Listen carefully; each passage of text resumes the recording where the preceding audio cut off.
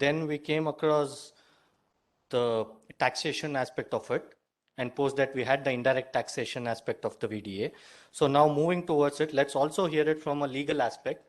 So we have Mr. Mathew Chacko today to give us an insight on the VDA, on his experience. I request Chairman to escort the speaker on the dais and hand over a floral bouquet.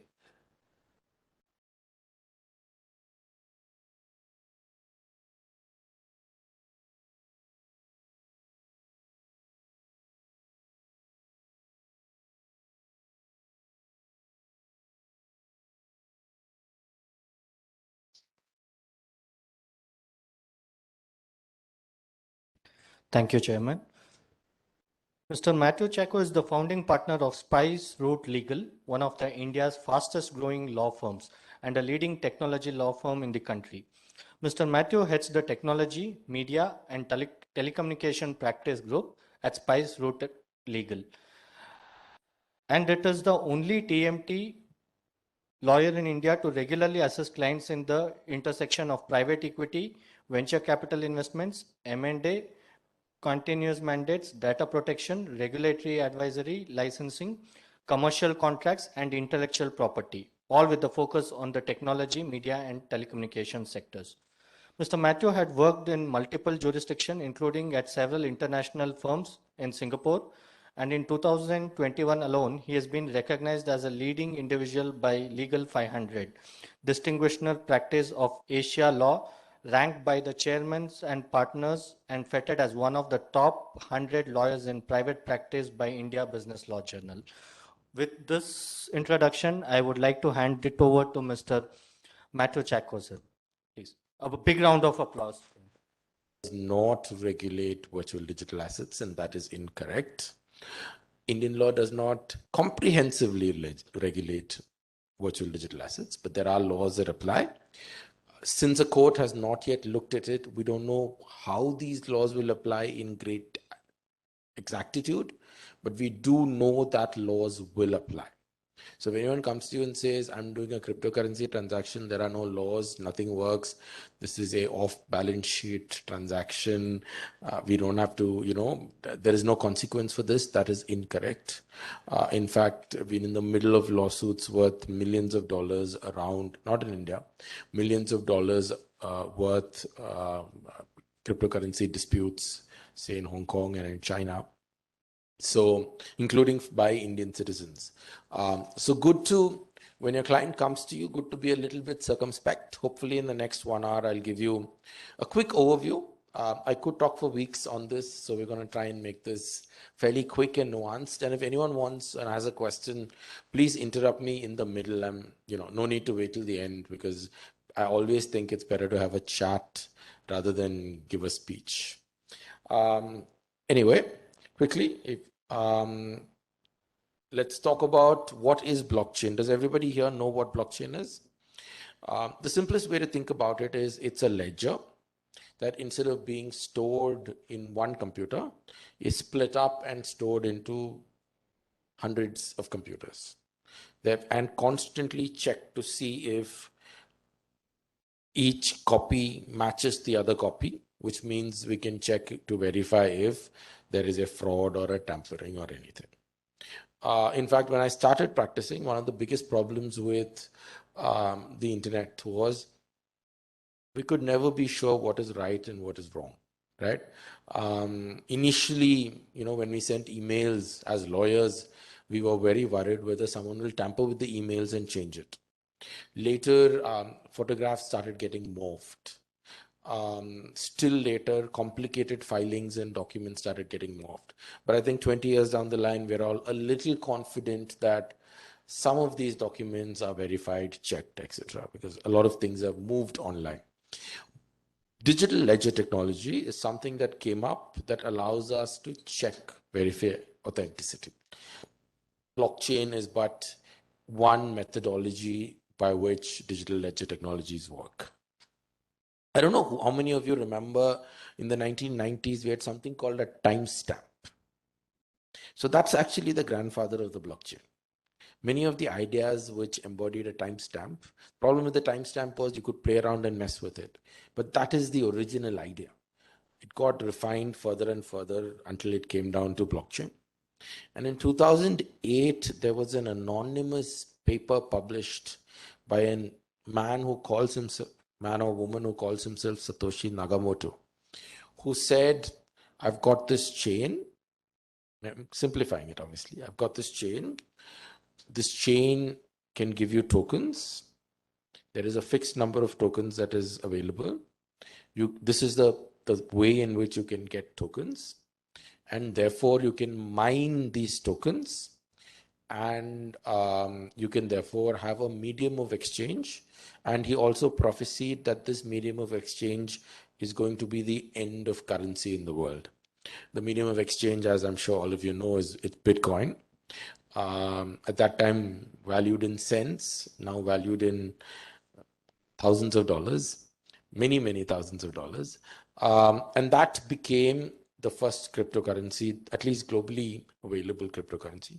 Now there are multiple things, multiple currencies, but the good thing to remember is that a currency, let's stop talking about currency. A coin or a token is always launched, generated, or listed, right? So it's not like a token arises out of thin air. There is somebody who is, for the lack of a better word, the promoter or the group of promoters of a token, right? Sometimes it's a not-for-profit like the Ethereum Foundation. Sometimes it is for-profit organizations.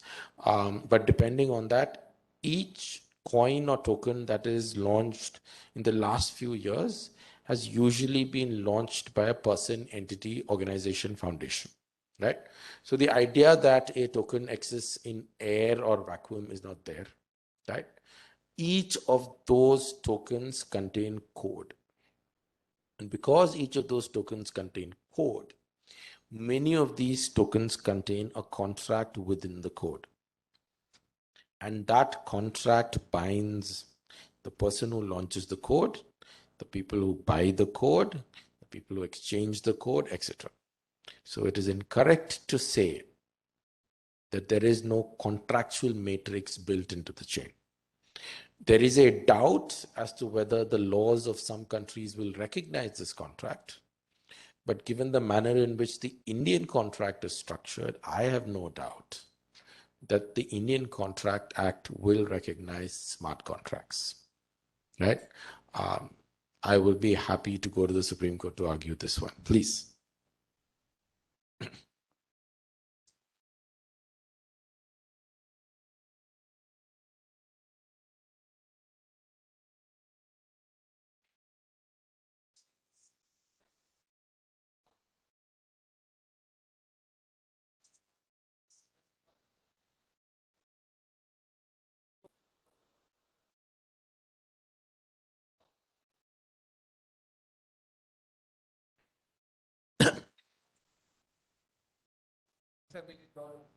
Because of a bug in their so my question is, will there be a possibility to create a regulation which regulates that the contract must be audited? And because these losses are huge. There was a $650 million loss about few weeks back because of a bug. So every time there's a bug, these guys they attack the bug and they drain the liquidity pool, right? So in the thing is, smart contracts, they don't go with the conventional law of contracts, right? Do you think there is a possibility that there will be any regulation that will come in which will try to impose? I mean, it's not possible. It's not possible for you to impose. But then, do you think that there's a possibility of any kind of regulation which can protect the people who are involved in this ecosystem? That's. Are you an accountant? No, I'm a student of law. Because if you're an accountant, I'd want to talk to you about lots of other things. But there are two sets of laws, right? One is the law, the smart contract, and the obligations that it imposes. The other is fairly simple consumer protection law, sale of goods law, etc., which apply to the purchase of anything, anywhere. Those laws will take effect. So there are lawsuits, not in India to the best of my knowledge, but there are lawsuits in the US, there are lawsuits in Hong Kong. I think there is the beginning of a lawsuit in Singapore. There are regulatory actions by the Monetary Authority of Singapore. There are regulatory actions by the Securities Exchange Council in the US. There are regulatory actions by FINMA in Switzerland, imposing liability regulations, etc., on people who launch the chain, on people who offer the tokens, and on people who actually exploit the whole, as you say, and end up causing damage to people. So is there a law? Yes. Is it perfect? No. And I'll tell you one of the biggest reasons why it's not perfect is that a blockchain exists automatically in multiple countries. So I was in a negotiation a day or two ago, and a lawyer kept asking my client, where is the chain based? Is it in India? Is FEMA triggered? And eventually my client, who's a DeFi entrepreneur, if you know what that means, just scratched his head and said, I don't know how to answer this question because I have to take class for you from day one, right? The chain does not exist in India. No chain exists in India. No public chain exists in India. Therefore, it's impossible for Indian laws to be the only law that applies. It'll have to be an international law eventually. One more, let me finish. One more point. Modi ji, in one of his speeches recently, said very clearly that he wants a international law. What is also amazing is that yesterday there were the beginnings of an international regulation on cryptocurrencies. Countries involved were South Korea, Singapore, US, China, etc., who've come up with a pioneering plan to launch. So I don't know how many of you were practicing in the 1990s. The biggest problem then was, oh, my IP only exists in my country, therefore everybody's copying my IP. And then we had something called the TRIPS agreement, which came up and solved that issue. So I think eventually the only way we can solve the problem that is cryptocurrency is by having an international inter-country law that talks about, if we can have a law that talks about extraditing people from UK to India, why can't we have a law that talks about regulating base principles for regulating cryptocurrency? But please go on.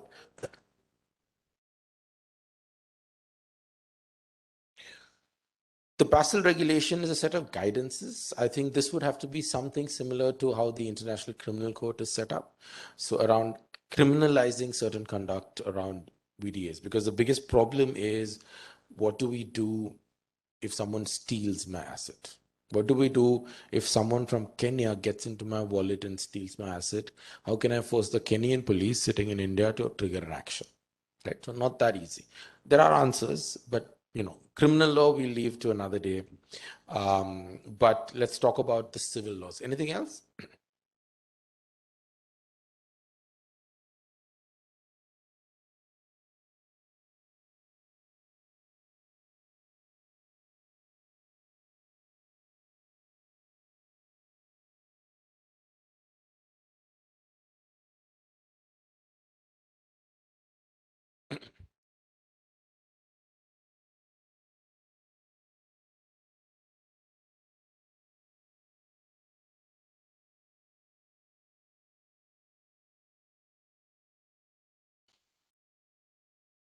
So I'm going to give you a political answer to that. The reason why conventional banking is not, it is not it was not easy to set a set of rules for conventional banking, is that the central banks of each country wants to regulate their own banks because they can. Here, if you look at the words of the chairperson of the MAS, if you look at the SEC, FINMA, even if you look at what Modi ji said, there is, or even what Raghuram Rajan a few years ago said, there is consensus that no central banker sitting in one country can regulate cryptocurrency. So there is a big incentive. There is a big reason why it ought to be regulated. And then because you can't regulate it nationally, there's a lot of incentive for countries to band together. Will there be exceptions? Oh, for sure. I'm fairly sure that North Korea would not join in most, or Venezuela may not join in most. But I think we will have an arrangement between countries around this. Okay, but let's get back to the topic. We'll come back to your questions. All of them interesting at the end. What is a cryptocurrency? A cryptocurrency is a coin that is fungible, right? What does fungible mean? Fungible means one coin, one Bitcoin looks exactly like the other Bitcoin, looks exactly like the third Bitcoin, looks exactly like the fourth Bitcoin. They're exchangeable, right? What's the problem with that? The problem with that is then I can't trace whose Bitcoin it is. It becomes like currency. So there is a lot of terrorism, money laundering kind of issues that arise with the use of cryptocurrencies. What's the solution for that? You should regulate it. You should not close your eye. You should not close your eye and say we are banning it, because you can't ban it. The horse has left the stable. Now going and shutting the stable door will not happen, right? You've got to have a set of rules to regulate it and tell exchanges, these are the things you need to do in terms of AML KYC. Who's done it? Rajan Menon at MAS has built out a spectacular set of regulations around this. Switzerland has a slightly more complicated, but there are examples of different countries who've done this. There's no reason why we can't, right? But cryptocurrencies are under the close scrutiny of the RBI because they are a threat to the national currency regime, right? Hence, these sadly not very well thought out letters to banks saying don't allow your accounts of money to be transferred for cryptocurrency. Then people take you to Supreme Court, you get one slap from the Supreme Court, and then you go to the banks and say, I won't put this in writing, but please don't do it. Then somebody will threaten you again, I'll take you to court for saying this to the banks. And eventually they will say, okay, we don't care, we don't know enough, right? That's not knowing enough, we don't care is also a bad idea. You need a regulation. It's the absence of regulation that is creating lots of confusion within the market and resulting in a lot of arbitrage, right? Lots of people trading and winning, but also lots of people losing because there are no rules there. Like Jatin said, we don't know if someone is an agent, we don't know if someone is an intermediary. Come up with rules that declare what is an agent, what is an intermediary within the crypto exchange system. Right. The next development, before I go on to what is the existing law, is NFTs, which is a non-fungible token. So the earlier problem with cryptocurrencies is that one cryptocurrency looks exactly like the other. A non-fungible token is a situation where one token looks exactly is not similar to another token, which suddenly means I can trace it, I can track it, I can give rights to it. Smart contracts become important. I can assign things to it. Like a singer can say, if you own this NFT, 50% of my profits, which has happened in India, by the way, famous South Indian singer, 50% of the profits from a song will be given to the holder of this NFT. Right, and different things like that, sporting moments, right? I don't know how many of you were watching cricket in 1992, but in the quarterfinal match, Jonty Rhodes took one catch, which I will never forget till I die, right? Imagine having a still of that, authorized by Jonty Rhodes, digital version of it, which only you are allowed to have. And suddenly there's value in it. Before you start smiling, I think the most expensive NFT was bought for $500,000 in the US. So we're not talking about child's play, right? So there's fungible tokens, cryptocurrencies, Bitcoin. There's non-fungible tokens, art, sport, music, etc. There are other things that are virtual digital assets, but each one has a legal scenario around it. So I don't want to, like if I start talking about each example, then in the 1 hour that I'm allotted, you will only describe the Bitcoin, the different coins, right? Finance bill, I'm not going through it. I'm sure your previous bookers spoke about it. But by and large, what the finance bill says is that anything that is reduced to a hash function that the government wants to call a virtual digital asset is a virtual digital asset, right? I'm sure the speakers who spoke on tax will have taken you through the implications of it. We have the banning of cryptocurrency and regulation of official digital currency bill 2019. I can't imagine it ever becoming law because that is a ridiculous statute draft, right? It makes no sense.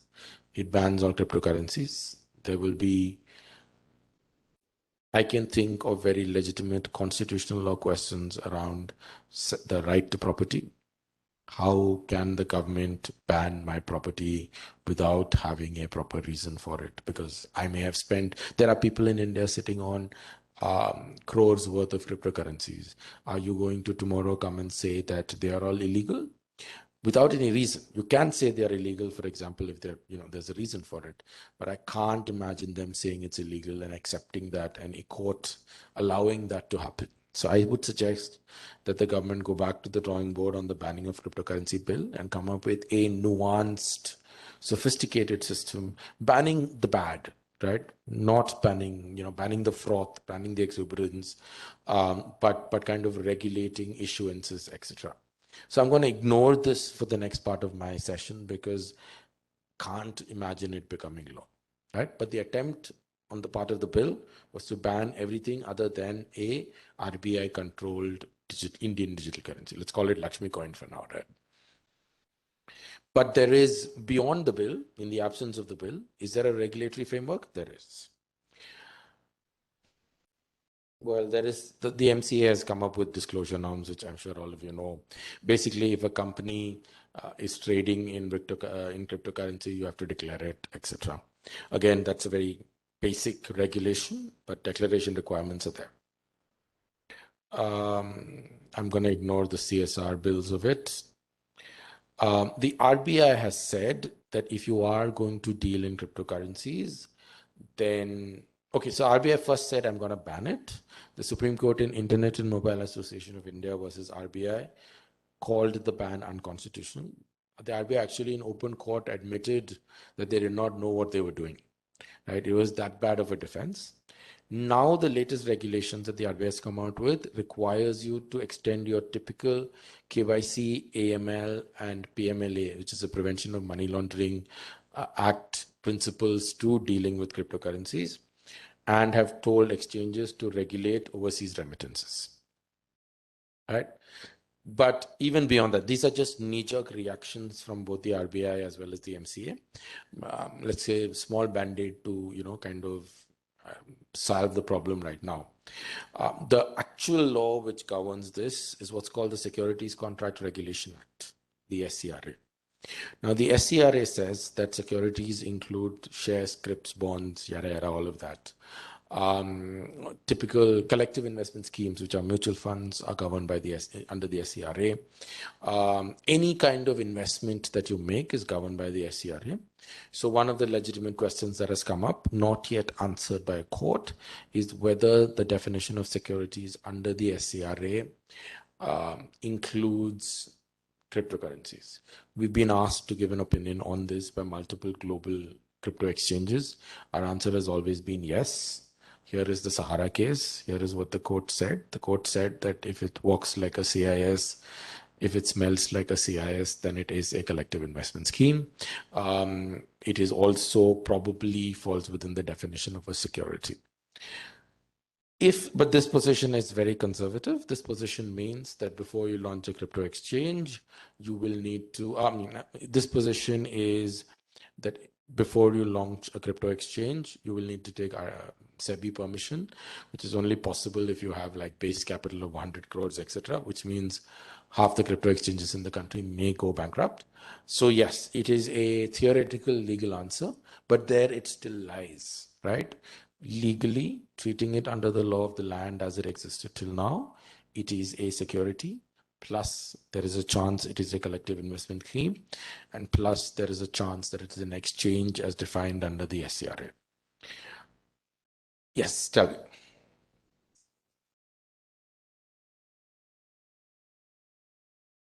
The long arm of the Reserve Bank, if you look at the Reserve Bank of India Act, does not extend to transactions which are offshore.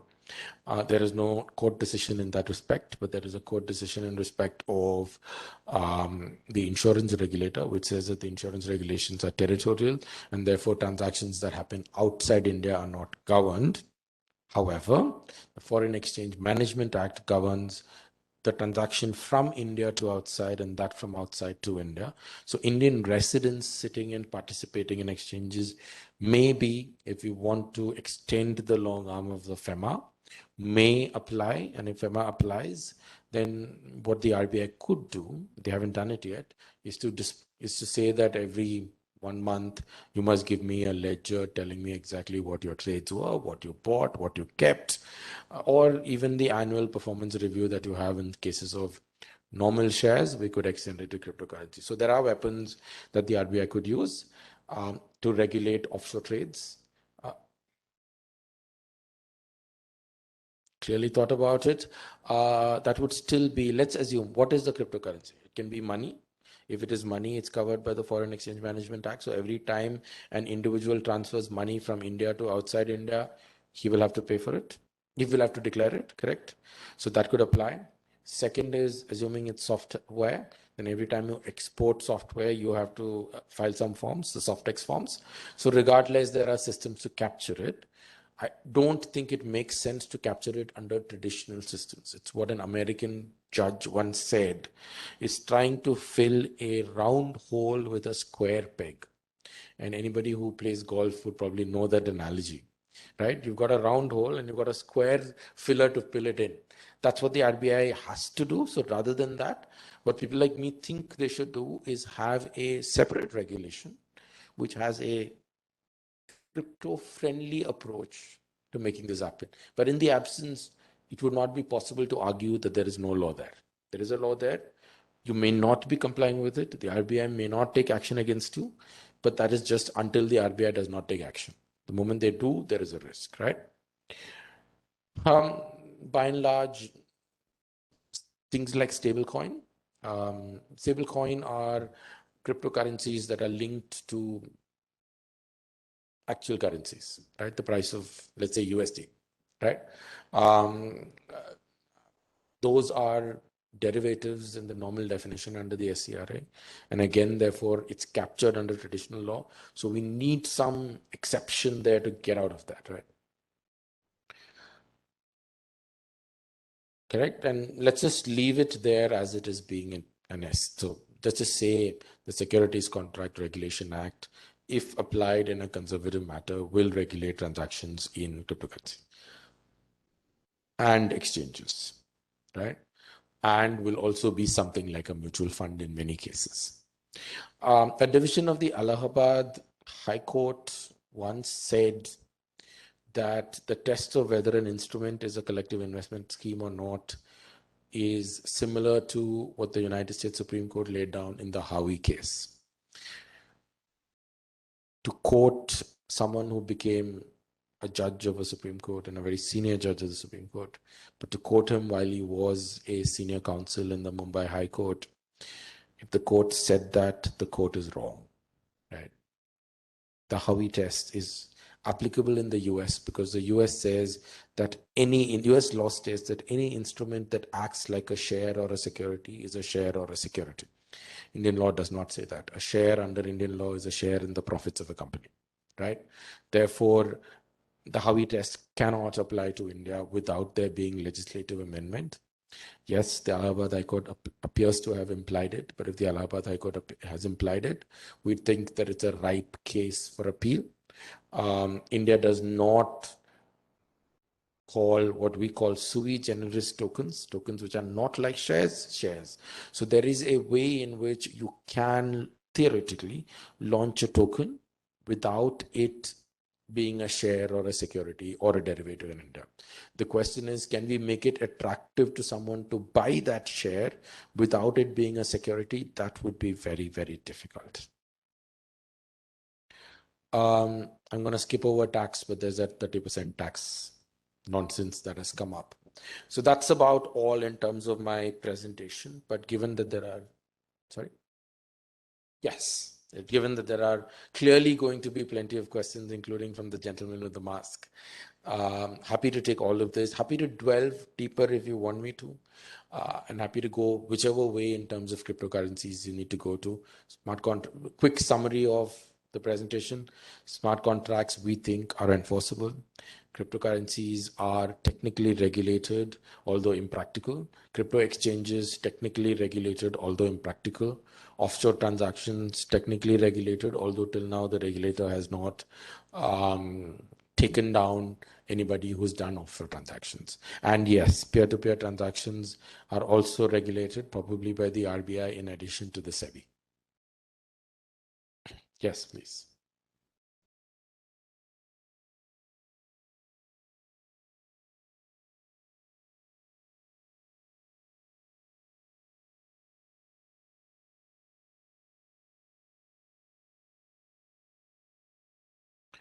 So I don't think the RBI has thought through what they're going to do with Binance.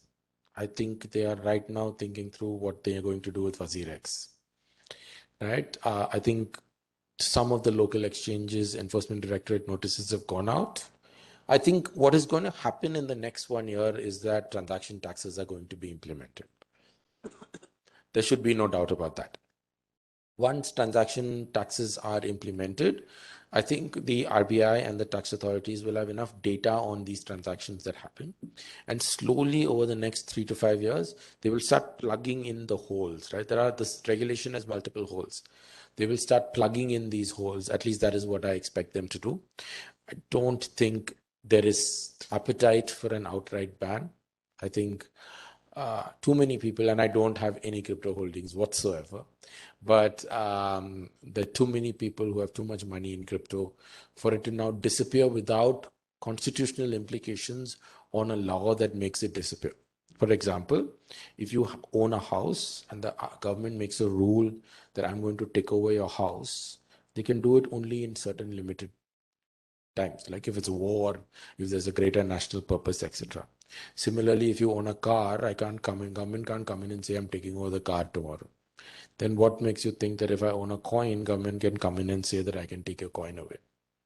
Right? So it can't happen that. There are provisions in the constitution which will protect against that. We will see how this plays out. I don't frequently go to court, but I know that a lot of my friends who actually go to court every day are very excited because I think this is going to be lots of lawsuits if the government tries to ban cryptocurrency. Yes.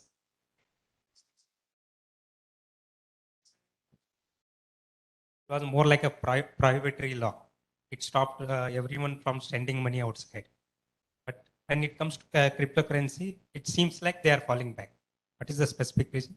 Because two reasons, I think. One is it's a very exciting place for a young techie to work in. Right? So there is a business ecosystem around it. When the RBI tried banning it in 2018, hundreds of people left India for Singapore and Dubai and made the Singapore and Dubai government a lot of tax money. So the question is, do we need to be moralistic about this, or should it be a little bit more practical and say, we're going to tax it and we're going to regulate it? I think the government, or at least the MOF, might like to regulate it and tax it rather than, if you ignore it, it will go underground. You will not get the tax benefits. Correct. I mean, yes, but I mean, all of this is not to say that there are problems with cryptocurrencies. There are large-scale problems with cryptocurrencies. One of it is it can be used as a very effective channel for Hawala transactions, right?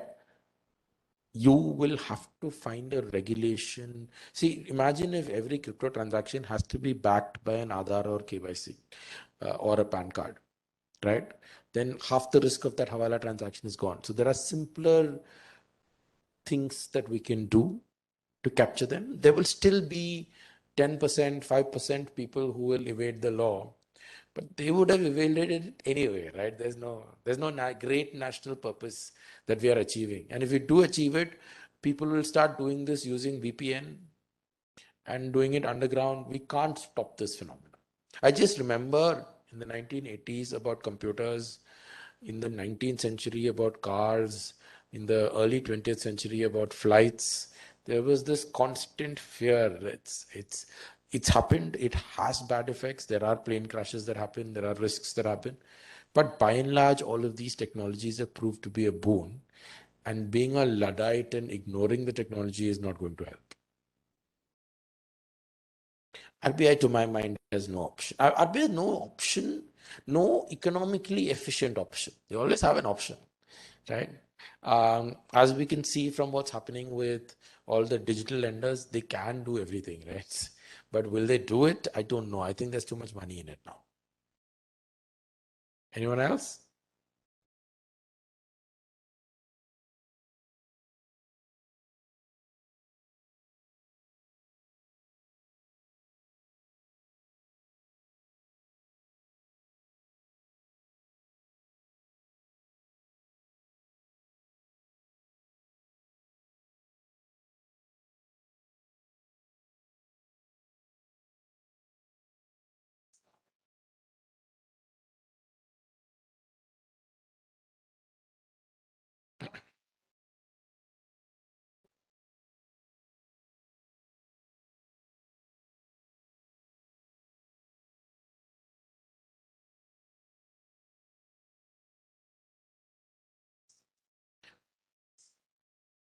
So I'm a very big critique of the way in which Indian law has developed, but I'm a big fan of the traditional roots of Indian law.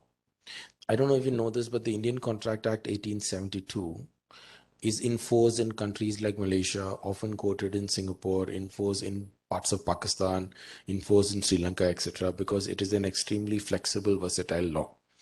What it says basically is that a contract is enforceable if there is an offer, if there is an acceptance, and some consideration has passed and has been communicated. Using smart contracts, all of these four criteria can be effective. So anyone who says smart contracts are not consistent with Indian contract law is incorrect, right? In fact, large-scale banks have started using smart contracts on at the back end, testing it to see whether certain banking contracts can be automated, right? So I disagree with the premise of your question. I think the Contract Act is fine. It's the other regulations like the Securities Contract Regulation Act that could be a problem. If you give me a NFT which says if I do X, I will get Y, that is enforceable in Indian court. If you do that and you want to enforce it, I'll give you my number. Please call. I'd be happy to march up to the High Court and try and enforce that one.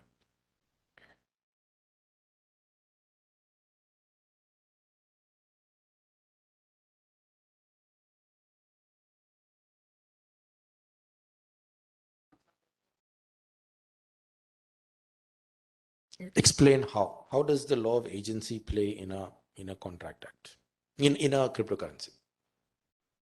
How? How? Give me one example.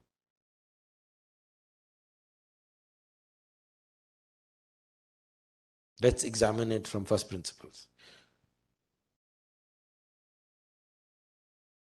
I do know that it's possible. Because it's not the idea of smart contract itself is so novel that they haven't even really figured out what real life applications can be other than stupid monkey pictures, right? Sorry, language, but yeah, other than monkey pictures, NFTs and smart contracts have not really found a real use, right? Or DeFi systems. But these questions that I'm asking right now will arise in the future, right? And at that time, there will. I feel like it'll be too late to answer these questions. Right. So very simply, I think the Contract Act will apply and the Contract Act will enforce the smart contract. There might be some contracts which are against public policy which may not be enforced. You may not satisfy conditions of agency if you're trying to impose agency by smart contracts. Very rarely, practically, as someone who's been doing this for years, will you try and enforce a contract of agency or bailment using a smart contract. Possible, theoretically, and maybe those specific applications may be challenged, but by and large, I think let's take this as the thumb rule. Smart contracts, 9 out of 10, simple smart contracts should be enforceable. But you're right, enough industrial applications haven't arisen, but they will. Any if then else contract, right? Any black and white binary contract should be reducible to a blockchain based smart contract. Please. So we have a offline question. Mr. Pradeep would like to ask insight on FEMA and cryptocurrency. I mean, any linkage between them? Yes. So the Foreign Exchange Management Act regulates the flow of money or anything of value from India to outside and from outside to India.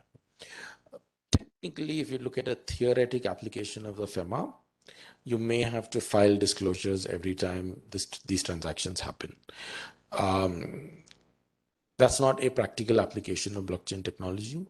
And therefore, which is why I'm guessing the regulator might have shielded a blind eye to it as of now.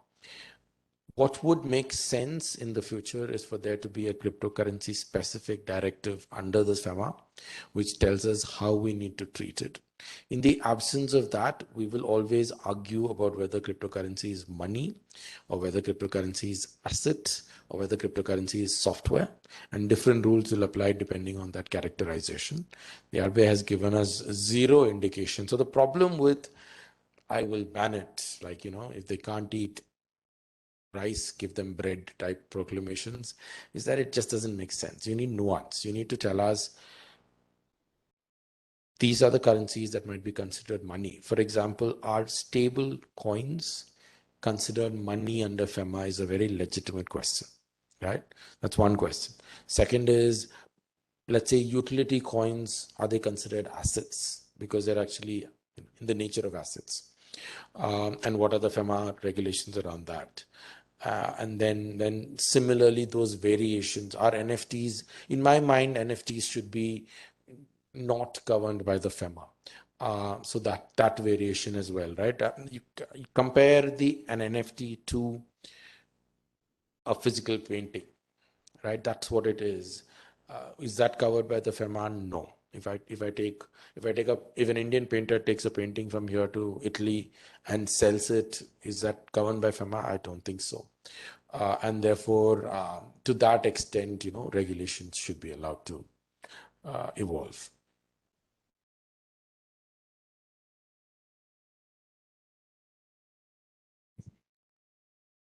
Sorry? A group. Okay, sorry. So if in a staking pool, a bunch of people come together to meet the minimum requirements of a holding, right? So that they are able to take part in the system, create a node, right? To create a node. So that the group of people are coming together. Sometimes these people are brought together. The consortium is brought together by a certain person, and these things are brought together. So in that sense, doesn't that constitute agency, wherein that one person who's going to be creating the node, because not everyone has the this thing. He's creating he's bringing the consortium together. So doesn't he act like an agent for the consortium and putting the money together, creating the node, managing the node, and distributing the profits of which is generated. You tell me, if 10 of us in this room come together, pull in money and effort, buy land, right? And we farm it and we make profit out of it and take money. Would you describe that as a contract of agency?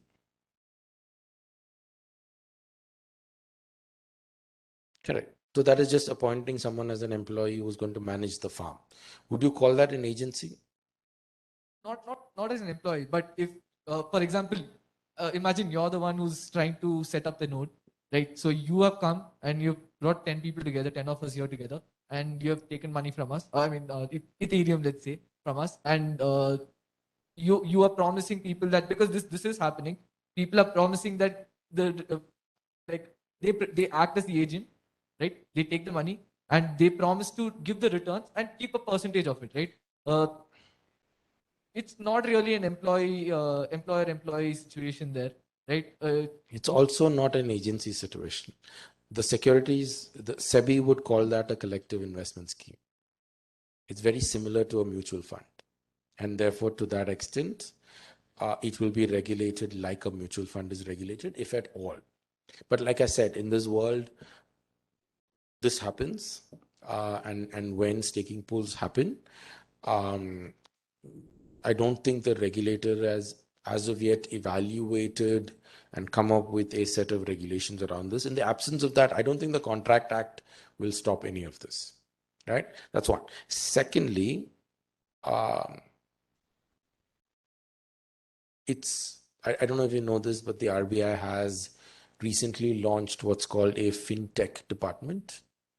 So maybe the way forward is for the RBI to launch a cryptocurrency department and come up with regulations around that. That might work. But otherwise, the law does not contemplate staking pools. The law does not have any answers at this point.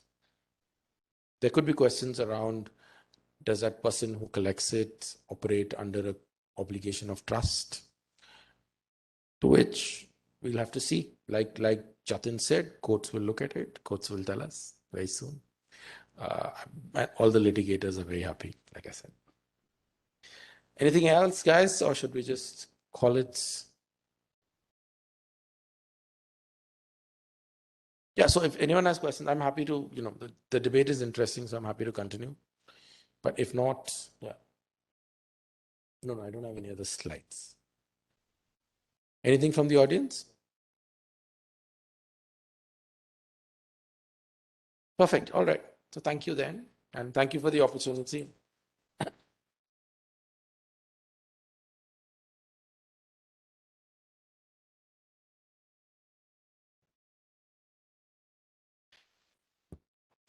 Thank you for the wonderful session, sir. To the members who are present physically and virtually, due to some technical difficulty, the session was supposed to be taken by a resource person from US. So due to his unavailability problem, we might have to conclude the session. Before I conclude the session and propose vote of thanks, I request our treasurer, Manjunath Thalur, to present a memento to our speaker as a mark of gratitude and respect.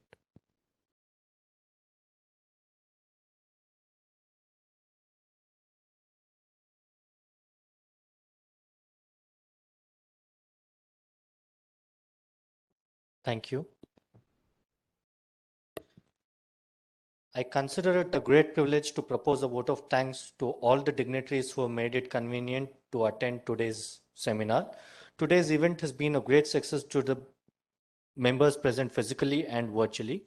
I also express my sincere thanks to all the esteemed guests and dignitaries who have taken keen interest in the program and have taken out their time in their busy schedule to attend this event. Lastly, my thanks are due to my colleagues in the committee and officers and staffs who have made this work with a great dedication to make this program a success. Thank you all for being the part of this event and making it a success. Thank you, everyone.